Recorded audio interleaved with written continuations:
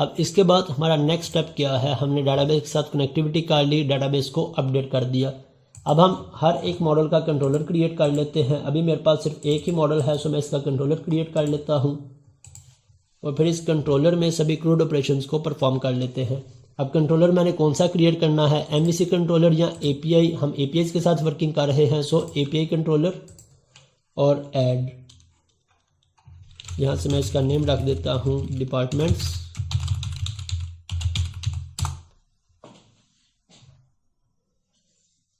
Okay, मेरे पास controller create हो गया। अब हमने डेटाबेस के साथ कनेक्टिविटी करने के लिए हमें पता है हम DB कॉन्टेक्स्ट का ऑब्जेक्ट क्रिएट करते हैं। अगर मैं यहाँ पे आके DB कॉन्टेक्स्ट का ऑब्जेक्ट क्रिएट करता हूँ, DB कॉन्टेक्स्ट, तो ये क्या करेगा कि हर दफ़ा इसका एक नया ऑब्जेक्ट क्रिएट कर देगा। लेकिन हम डिपेंडेंसी इंजेक्शन के कॉन्सेप्ट को लर्न कर चुके हैं, हमें पता है कि हम हर दफ़ा एक नया ऑब्जेक्ट क्रिएट नहीं करते, बल्कि एक एप्लीकेशन में सिर्फ एक ही ऑब्जेक्ट क्रिएट करेंगे। सो हम यहाँ पे डिपेंडेंसी इंजेक्शन कैसे इम्प्लीमेंट कर सकते हैं, मैं आ जाता हूँ स्टार्टअप में, और स्टार्टअप में आके ये कॉन्सेप्ट भी हम प्रीवियस देख चुके हैं, ऐड DB कॉन्टेक्स्ट, और यहाँ पे हम इसे इंजेक्ट कर देंगे। मेरे पास DB कॉन्टेक्स्ट क्लास और ये DB कॉन्टेक्स्ट का मैं नेम यूज़ कर लेता हूँ यहाँ पे, तो ऑटोमेटिकली इस पे इंजेक्ट कर देगा कोड। ओके, अब जब भी मैं इसका कंस्ट्रक्टर क्रिएट करूँगा तो मेरे पास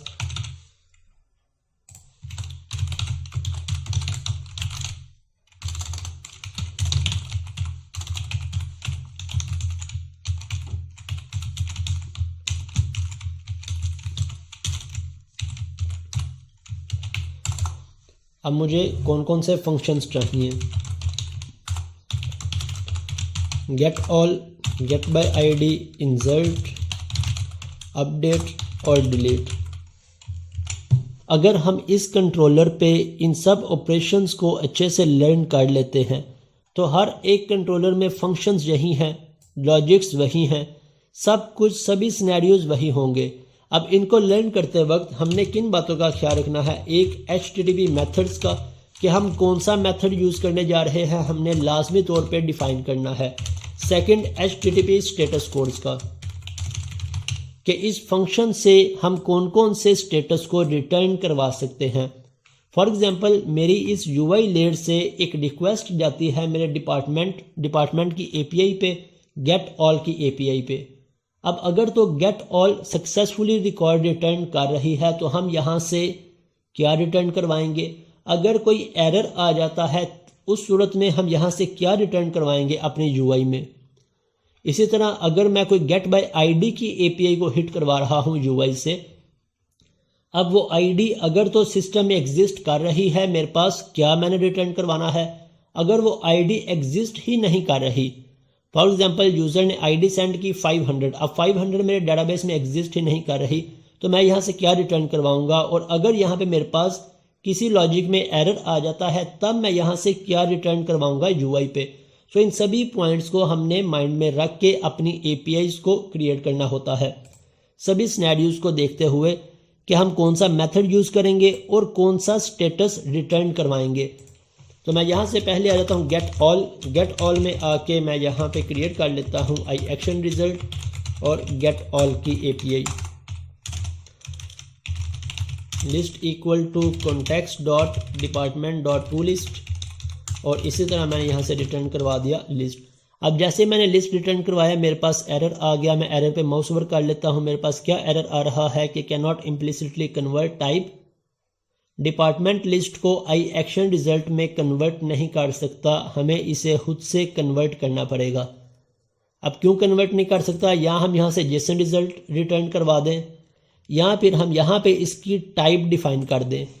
iAction रिजल्ट की बजाय मैं यहाँ पे एक्शन रिजल्ट, और किस तरह का डाटा मेरे पास आ रहा है, मेरे पास आ रहा है IEnumerable ऑफ डिपार्टमेंट्स, के डिपार्टमेंट्स की लिस्ट मेरे पास रिटर्न हो रही है। सो यहाँ से मैं इसे रिटर्न करवा देता हूँ। अब मेरे पास इसका एरर फिक्स हो गया। इसके बाद सेकंड एपीआई मेरे पास क्या है, इसमें मेरे पास क्या रिटर्न होगा, मेरे पास रिटर्न होगा सिंगल डिपार्टमेंट। सो मैं यहाँ से एपीआई क्रिएट कर लेता हूँ get by ID integer ID और ऑब्जेक्ट context.department.find। हमें पता है कि फाइंड का हमारे पास फंक्शन होता है जिसे हम प्राइमरी की पास करते हैं और वो हमें इसका ऑब्जेक्ट रिटर्न करवा देता है।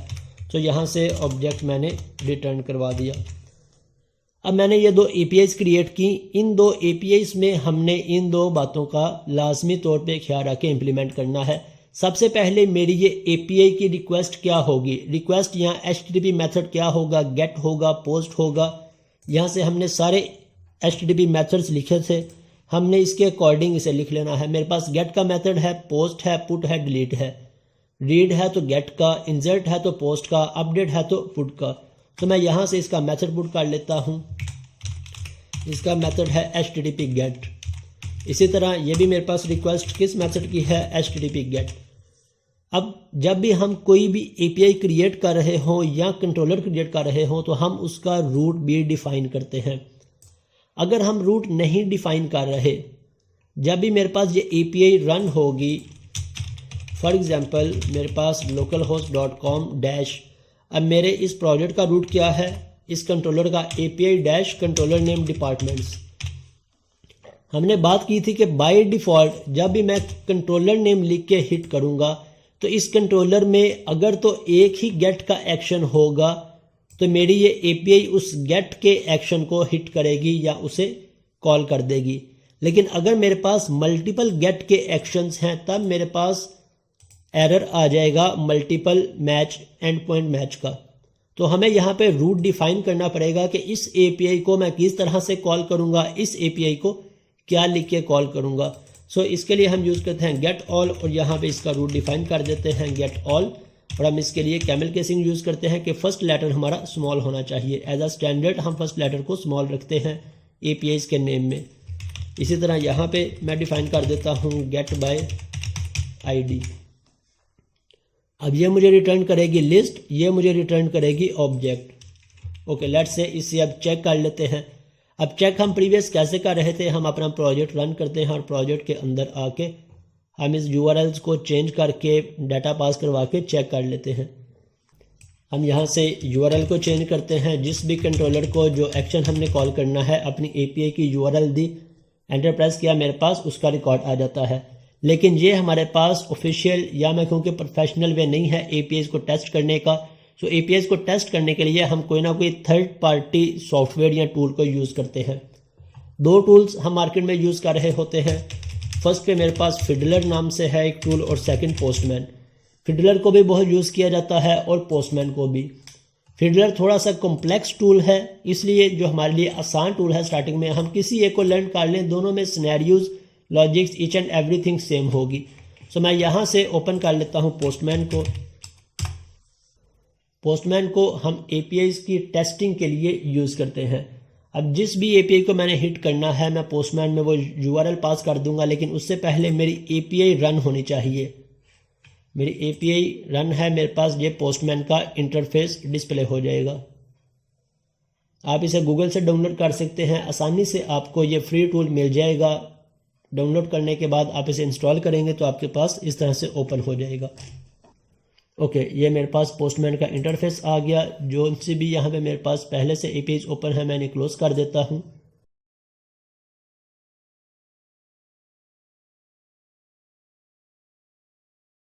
अब यहाँ पे लेफ्ट साइड पे मेरे पास कुछ ऑप्शंस हैं और राइट साइड पे एक वर्क स्पेस है। इन ऑप्शंस को बाद में हम डिस्कस करेंगे वन बाय वन। कलेक्शंस का ऑप्शन हमारे काम का है, APIs का ऑप्शन हमारे काम का है। मैं यहाँ से फिल वक्त एक न्यू API को टेस्ट करने जा रहा हूँ। सो मैं इस प्लस पे क्लिक करूँगा तो मेरे पास ये एक टैब ओपन हो जाएगी। यहाँ पे मेरे पास URL का ऑप्शन आ रहा है, इसके साथ HTTP मेथड का ऑप्शन आ रहा है कि हमारी इस रिक्वेस्ट की टाइप क्या होगी। जो भी टाइप होगी हम उसे सिलेक्ट कर लेंगे। इसके साथ सेंड का ऑप्शन है कि यहाँ पे मैं URL पेस्ट करके सेंड करूँगा तो मेरी वो API पर्टिकुलर API कॉल हो जाएगी। फॉर एग्जांपल मैं यहाँ से ये मेरे पास मेन URL, इसके साथ API कंट्रोलर नेम क्या है हमारे पास डिपार्टमेंट्स,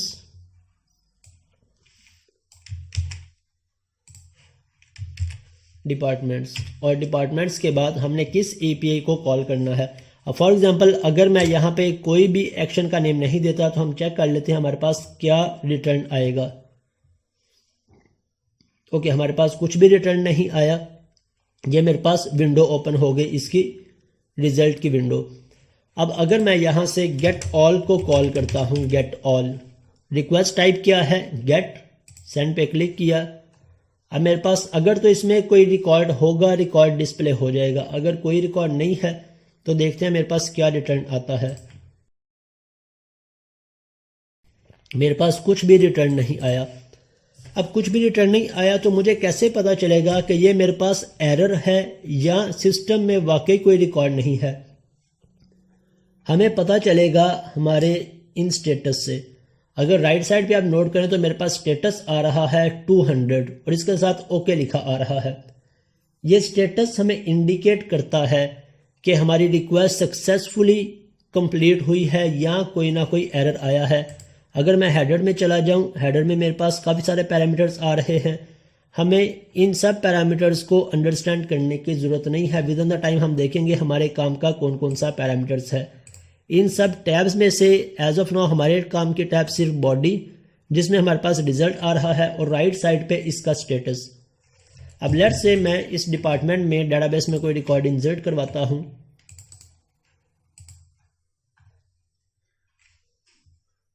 सेकंड क्लास, और इसमें मेरे पास टेबल, और मैं इस टेबल के अंदर 2-3 रिकॉर्ड्स इंसर्ट करवा लेता हूं। मेरे पास किस चीज़ का एरर आ रहा है, मैं डेटाबेस को एक दफ़ा क्लोज करके दोबारा ओपन कर लूँ।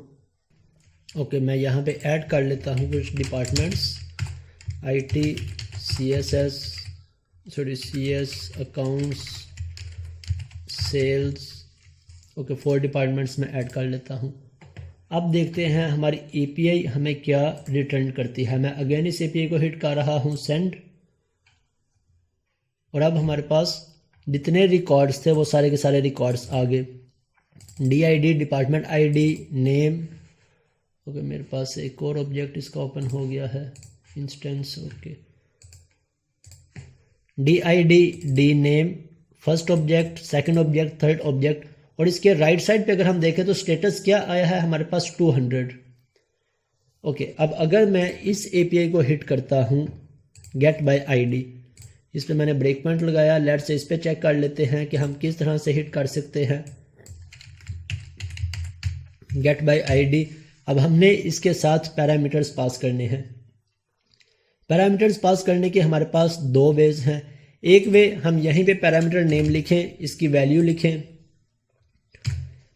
सेंड करके देखें कि क्या मेरी ये रिक्वेस्ट सेंड होती है या नहीं। मेरे पास मैंने ब्रेक पॉइंट लगा दिया है और यहाँ से डीबगर इनेबल है। लेट्स से चेक कर लेते हैं। सेंड पे क्लिक किया, मेरे पास मेरी रिक्वेस्ट सेंड हो गई और क्या रिजल्ट आ गया, 2 के अगेंस्ट जो सा रिकॉर्ड था CS वो रिटर्न आ गया। सेकंड वे हमारा क्या है पैरामीटर्स पास करने का, कि हम बॉडी में आ जाते हैं। बॉडी के अंदर फर्दर मेरे पास कुछ नीचे ऑप्शंस आ गए। हमने इन सब ऑप्शन में से सिलेक्ट करना है रॉ ऑप्शन, और इसके साथ ही मेरे पास ये ऑप्शन इनेबल हो गया। यहाँ से मैं सिलेक्ट कर लेता हूँ जेसन फॉर्मेट। मैं अगेन एक्सप्लेन कर देता हूँ। पैरामीटर्स हमारे पास फर्स्ट वे है पैरामीटर यहाँ से डायरेक्ट ऐड करने का। जो सा पैरामीटर का नेम है ID, सो मैंने ID को लिखा और इसकी वैल्यू पास कर दी। एक और पैरामीटर होगा, नेक्स्ट पैरामीटर लिखा, वैल्यू पास कर दी। एक और होगा, पैरामीटर नेम लिखा, वैल्यू पास कर दी। सेकंड में हमारे पास क्या है, हम बॉडी में आ जाते हैं और हम बॉडी के अंदर पैरामीटर्स ऐड करते हैं। कैसे, बॉडी के बाद हमने सेलेक्ट करना है रॉ और यहाँ से जेसन फॉर्मेट, और जेसन फॉर्मेट में हमने पैरामीटर्स पास करने हैं। मेरे पैरामीटर का क्या नेम है ID, और ID को मैं पास कर रहा हूँ 2। अब अगर मैं यहाँ से सेंड करके देखूंगा क्या इस वे में मेरे पैरामीटर्स पास होते हैं या नहीं। अगर तो पास होते हैं वेल एंड गुड, हम इसी वे को फॉलो कर लेंगे। अगर नहीं हो रहे तो इसकी भी एक रीज़न है क्यों नहीं हो रहे, ये भी हम देखेंगे कपल ऑफ मिनट्स में या फिर नेक्स्ट सेशन में। ओके, इसे मैं रिमूव कर देता हूँ। एज ऑफ नाउ मेरे पास ये वे वर्क कर रहा है, तो मैं इसे यूज़ कर लेता हूँ। अब फॉर एग्जांपल अगर मैं यहाँ से पैरामीटर पास करता हूँ 20, मेरे पास डेटाबेस में 20 एग्जिस्ट नहीं करता, तो मेरी इस API को क्या रिटर्न करना चाहिए। लेट्स से मैं चेक करता हूँ सेंड, और मेरे पास आ गया नो कंटेंट 204 नो कंटेंट, और इसके साथ नीचे क्या आ गया, the server successfully processed the request but is not returning any content. क्या हमें ये रिटर्न करवाना चाहिए या हमें एक्चुअल मैसेज डिस्प्ले करवाना चाहिए या रिटर्न करवाना चाहिए कि रिकॉर्ड नॉट फाउंड, कि इससे इस आईडी पे कोई भी रिकॉर्ड नहीं है, वो रिकॉर्ड नहीं मिला। इट मीन्स ये स्टेटसेस को समझना हमारे लिए बहुत ज़रूरी है जब हम एपीआईज के साथ वर्किंग कर रहे हों। अब नेक्स्ट क्वेश्चन यहाँ पे आता है कि हमारे पास स्टेटस है कितनी तरह के, कौन कौन सा स्टेटस हम यूज़ कर सकते हैं और हर कोड का क्या पर्पज़ है। तो मैंने यहाँ पे जितने इंपॉर्टेंट स्टेटस हम यूज़ करते हैं वो सभी स्टेटस की लिस्ट बनाई है। इन सभी स्टेटस के अलावा कोई एक आध स्टेटस होगा जो हम यूज़ कर रहे हों, अदरवाइज यही सारे स्टेटस हम बार बार यूज़ कर रहे होते हैं जो हमारी सभी रिक्वायरमेंट्स फुलफिल कर रहे होते हैं। अब हमारे पास फर्स्ट स्टेटस क्या है, 200 कह लूँ या ओके कह लूँ। इफ़ ऑपरेशन परफॉर्म सक्सेसफुली, मैंने कोई भी ऑपरेशन परफॉर्म किया, अगर वो सक्सेसफुली ऑपरेट हो गया है, सक्सेसफुली कंप्लीट हो गया है, तो हम रिटर्न क्या करवा देंगे, या स्टेटस 200 या ओके। किस तरह से, मेरे पास मैसेज स्टॉप करता हूँ। अब मेरे पास ये लिस्ट, यहाँ पे कोई भी एरर नहीं आया, तो मैंने यहाँ से क्या रिटर्न करवाना है, मैं यहाँ से ओके रिटर्न करवा दूँ। Simple is that. Automatically okay return करवाया तो ओके का साथ स्टेटस भी रिटर्न हो जाएगा। स्टेटस जहाँ पे आ रहा है स्टेटस को 200, मेरे पास पोस्टमैन के अंदर स्टेटस 200 आ जाएगा और साथ ओके लिखा आ जाएगा कि ये रिक्वेस्ट सक्सेसफुली कंप्लीट हो गई है। लेकिन मुझे इसके साथ लिस्ट भी रिटर्न करवानी है, सो लिस्ट को मैं इस ओके के अंदर रिटर्न करवा देता हूँ कि स्टेटस क्या है, ओके, और साथ इसके रिकॉर्ड चला जाएगा। इसी तरह मेरे पास नेक्स्ट स्टेटस है created 201 created. If record created successfully, just like हम इंसर्ट ऑपरेशन परफॉर्म कर रहे हैं और रिकॉर्ड क्रिएट करने के बाद अगर तो हमने सिंपल स्टेटस रिटर्न करवाना है कि रिकॉर्ड क्रिएट हो चुका है, तो हम 201 रिटर्न करवा सकते हैं। हम ओके को भी रिटर्न करवा सकते हैं और ओके में जो सा ऑब्जेक्ट क्रिएट हुआ है उसे पास करवा दें। मीन्स इसी तरह से जो सा ऑब्जेक्ट रिटर्न हुआ है, क्रिएट हुआ है, उसे पास करवा दें। जस्ट लाइक यहाँ पे गेट बाय आईडी, मैं यहाँ पे ओके पास करवा दूँ और ओके में अपना ऑब्जेक्ट पास करवा दूँ। जब क्रिएट करेंगे तो हमारे पास स्टेटस है क्रिएटेड हो गया और क्रिएटेड के अंदर ऑब्जेक्ट पास करवा देंगे हम। तो ये हमारे पास सेकंड स्टेटस आ गया। नेक्स्ट स्टेटस है 204 नो कंटेंट। अब नो कंटेंट किस वक्त हम यूज कर सकते हैं, फॉर एग्जांपल मैंने कोई रिकॉर्ड डिलीट किया, अब डिलीट करने के बाद अगर वो रिकॉर्ड डेटाबेस में से सक्सेसफुली डिलीट हो चुका है तो मैं रिटर्न क्या करवा सकता हूं, मेरे पास क्या क्या ऑप्शंस हैं। मेरे पास एक पॉसिबिलिटी है मैं ओके रिटर्न करवा दूं कि ऑपरेशन सक्सेसफुली परफॉर्म हो गया। सेकंड पॉसिबिलिटी है 204 रिटर्न करवा दूं no content. No content means record successfully operation perform हो गया और कोई भी रिटर्न नहीं करवा रहा मैं। या हम 204 को किस वक्त यूज कर सकते हैं, जब हम ईमेल सेंड कर रहे हों, उस वक्त भी हमने कोई भी रिकॉर्ड रिटर्न नहीं करवाना होता, तब भी हम नो कंटेंट को रिटर्न करवा सकते हैं। अब जब हमारी यूआई लेयर पे ये स्टेटस रिटर्न होंगे तो यूआई पे हम इन स्टेटस को अंडरस्टैंड करके अपनी लॉजिक क्रिएट करते हैं। हम चेक कर लेंगे कि अगर 200 है स्टेटस को रिटर्न हो रहा तो इट मीन सक्सेसफुली कंप्लीट हो गया है, हम इसकी लॉजिक लिख सकते हैं। अगर ये एरर आया है तब हम इसे कैसे हैंडल करें, या ये स्टेटस कोड आ रहा है, ये स्टेटस कोड आ रहा है। तो इस तरह से यूआई पे हम इन स्टेटस की बेसिस पे अपनी लॉजिक्स क्रिएट कर सकते हैं। नेक्स्ट मेरे पास 400 means bad request.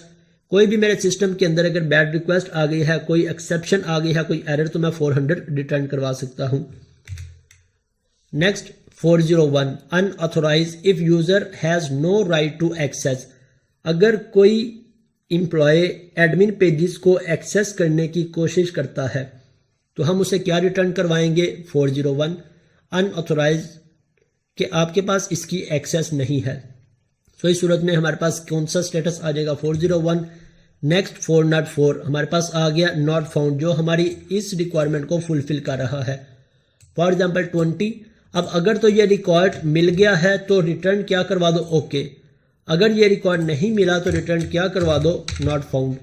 For example मैं यहाँ पे लिख सकता हूँ if object double equal to null, तो रिटर्न करवा दो नॉट फाउंड। नॉट फाउंड का स्टेटस कोड क्या है, 404। और एल्स में मेरे पास क्या रिटर्न हो जाएगा, ओके। अब इसे भी चेक कर लेते हैं, मैं यहाँ से रन करता हूँ। ओके, मेरी एपीआई रन हो गई। अब मैं यहाँ से रिक्वेस्ट सेंड करता हूँ इसमें 20 में।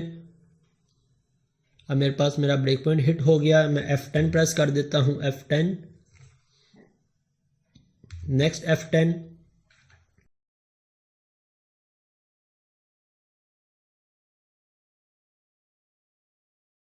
अब मेरे पास ऑब्जेक्ट में नल आ गया। नल आ गया तो मेरे पास रिटर्न क्या हो गया, नॉट फाउंड। यहाँ से मेरे पास क्या रिटर्न आ गया, स्टेटस 404 और फिर नॉट फाउंड। सो इस तरह से हम इन स्टेटस को रीड कर लेंगे। इसके अलावा नेक्स्ट स्टेटस है हमारे पास 500 internal server error, something happened we don't know और एनी सिस्टम एक्सेप्शन। अब 500 स्टेटस किस वक्त रिटर्न करवाते हैं, फॉर एग्जांपल मेरे सिस्टम के अंदर कोई भी एक्सेप्शन आ गई है, हम ट्राई कैच एक्सेप्शन हैंडलिंग को यूज़ करते हैं, उसमें हम कैच ब्लॉक को यूज़ करते हैं। अब कैच ब्लॉक क्या कैच करता है, कोई भी अनहैंडल्ड एक्सेप्शन आ गई वो कैच ब्लॉक में चली जाती है। सो इट मीन्स अगर मेरा कर्सर या मेरा कंट्रोल कैच में जा रहा है तो वहाँ से मैं क्या स्टेटस रिटर्न करवा सकता हूँ, 500 इंटरनल सर्वर एरर। अब किस किस जगह पे सर्वर एरर आ सकता है, फॉर एग्जांपल मेरे पास सीक्वल सर्वर की सर्विसेज ऑफ हैं, तो ये मेरे सिस्टम की इंटरनल प्रॉब्लम है। मेरे पास एरर आ जाएगा इंटरनल सर्वर एरर कि इस वक्त सर्वर ऑफ है या सर्वर में कोई प्रॉब्लम चल रही है। सो ये हमारे पास कुछ स्टेटस कोड्स हैं, स्टेटस लिस्ट है। इन सभी को हम अपने पास कहीं पे लिख के सामने रखेंगे। जब भी एपीआई क्रिएट कर रहे हों तो हम डिसाइड करेंगे कि हमने कौन सा कोड रिटर्न करना है। ओके, अब यहाँ से मैं फर्दर इसे स्टॉप कर देता हूँ। अब आ जाते हैं नेक्स्ट एपीआई पे।